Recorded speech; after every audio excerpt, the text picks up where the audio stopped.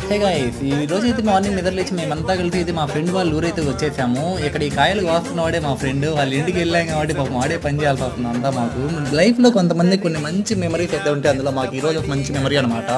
ఒకవేళ నిజంగా దేవుడు దిగొచ్చి నీకు ఏం వరం కావాలంటే నాకు కూడా ఇలా మంచి మామిడి తోటలు ఇల్లు, ఆ పక్కన ఒక మంచి చెరువు ఉండేలాగా ఉండాలని కోరుకుంటాను. ఇక్కడ మా ఫ్రెండ్ వాళ్ళ ఇల్లు అయితే అలానే ఉంటుంది. ఈ మామిడి తోటలోనే వాళ్ళ ఇల్లు ఉంటుంది అనమాట. సో వాళ్ళ ఫ్యామిలీ అంతా ఈ తోటలోనే ఉంటారు. అలాగే ఆ పక్కన మంచి చెరువు కూడా ఉంటుంది, అది కూడా చూపించేస్తాను ఇదే మీకు.